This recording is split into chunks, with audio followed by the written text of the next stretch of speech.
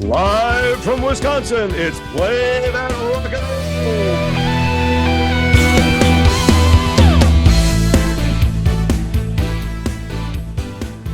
That is our top 10 list of Steve Miller Band songs.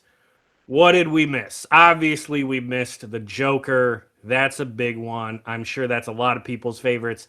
It's not that I don't like The Joker. It's a great song. That song saved his career. We wouldn't have like almost any of these songs that we like if The Joker didn't catch, because he was on his last chance.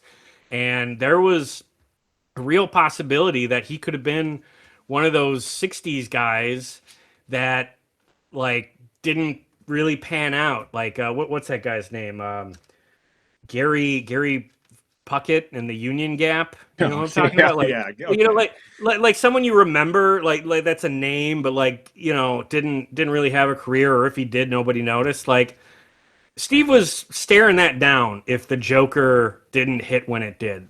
Now, as far as tonight goes, we got a few minutes left here for the stream, so I feel we can wrap up with some honorable mentions. We can talk about a few other tracks that we considered for the list, but didn't quite make the cut. Obviously, The Joker's the most famous of all those. But beyond that, what were some of your runners-up, some honorable mentions that you would like to give a shout-out to? Well, I mentioned to you, my estimation of Young Girl's Heart went up a lot. Ooh, Again, Young Girl's Heart. Yeah. From the Abracadabra album. Yeah. A strong album. And we had the same, I think, impression of it, that the chorus kind of, it doesn't fit, and it kind of I wasn't as strongly, I think, like anti-chorus, I guess, as you, but like I agree, it kind of messes up the flow of the song, and it doesn't just really make total sense in there. Yeah, but the instrumentation, the lyrics in the verses are very cool. Like, it's a very cool sounding track. Just a little herky jerky with that chorus that it doesn't get the song over. You know, it's just a little clunky. No, it doesn't. And I have to say that what is that song? The first song on Sailor, which is just like Song for Our Ancestors.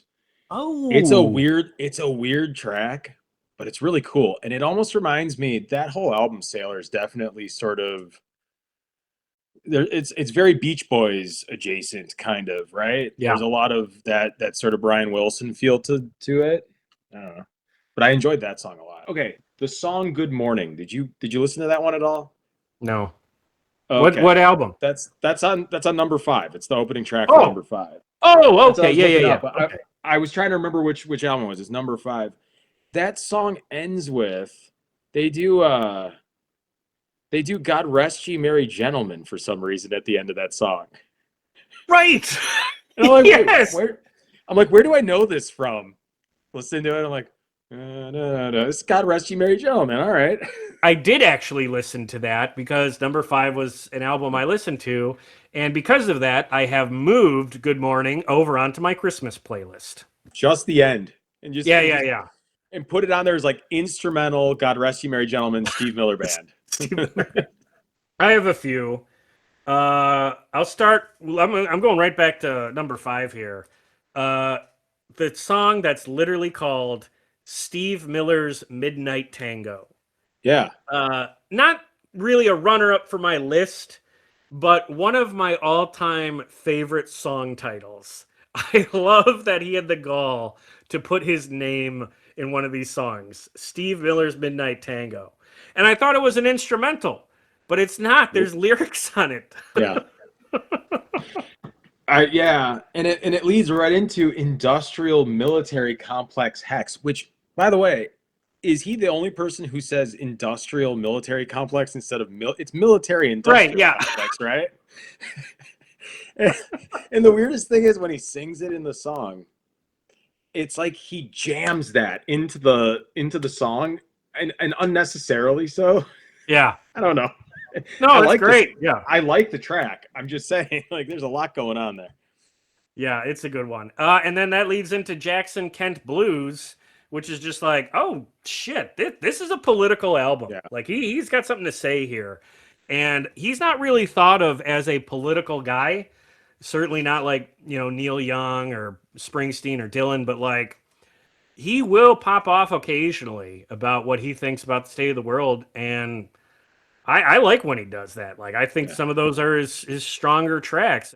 All right. Another one I want to give a shout out to, My Dark Hour, which sort of sounds like a Fly Like an Ego demo. Same riff. The cool thing about that song is that's Paul McCartney on drums. Little piece of trivia there. Oh, Tokens is fun also on number 5. The song right after Hot Chili. I do like Tokens as well. I think the takeaway is this the most hidden gem record in his catalog? Like, we know the big ones. Is this the deep cut we would point people to? I think it's consistently better than any of the other lesser known or lesser talked about albums. Another one, this one from one of his big albums, the last track on Fly Like an Eagle, The Window. That is so cool. And I remember he played that a couple of times when I saw him in concert. And a coworker buddy of mine also went to that show, and that was the song that he came up to me at work and was just like, "Did you know that one? Like, that's the one I thought was awesome." And I had to agree because I hadn't heard it before that. Very cool opening riff, and because of how many radio hits are on Fly Like an Eagle, that's one that's absolutely sort of been lost in the shuffle, but it's really strong. Like, I think that's a great deep cut for Steve. There's 3 other songs on there that are also really well loved, but the one that I think we really got to talk about is Wild Mountain Honey. Oh, absolutely. He plays it in concerts. It's a pretty great song. It's beautiful. A nice song, and like what we talked about with Seasons, the dude can be a hell of a composer. Like, that's a beautiful composition. And that's cool because it's like Steve's a multifaceted guy. He's not just radio rock. Like, he can do a lot of different things. And I think composition on beautiful songs like that is a good example. I think this is also on Fly Like an Eagle. If not, it's on Book of Dreams. Serenade to the Stars. Sort of like The Steak. That's a concert staple. And again, because of how many of these other songs are radio hits and sing-alongs, I think that gets lost in the shuffle. But it's still really fucking good. Serenade was definitely on my list. Got knocked off by I guess Bongo, but really Seasons is the one I. yeah. Serenade was one that almost was number 10 for me. Okay, then the last one I'll mention, kind of like what you said, Young Girl's Heart. Except I'm not going to say Young Girl's Heart. I'm going to say this whole album.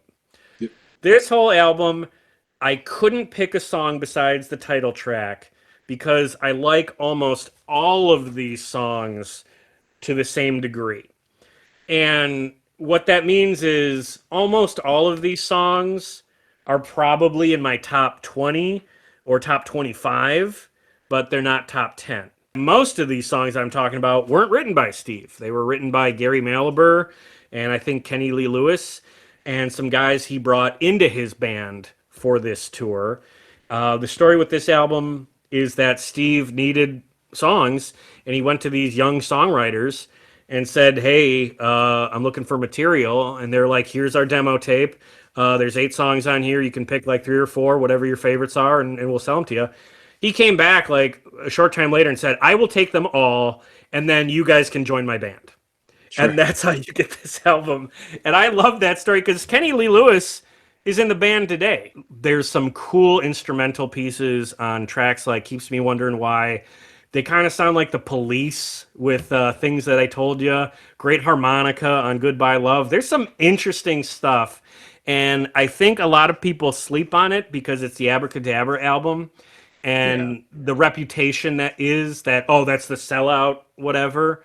But I mean, he did work with outside songwriters, but he took a different approach to it, and I think the songwriters he gave a chance were actually pretty cool, and I like the tracks there. I mean, they work for me. Maybe it's not for everybody. I'm not as high on the album as you, but Keeps Me Wondering Why also is an absolute banger. I firmly agree with you on that.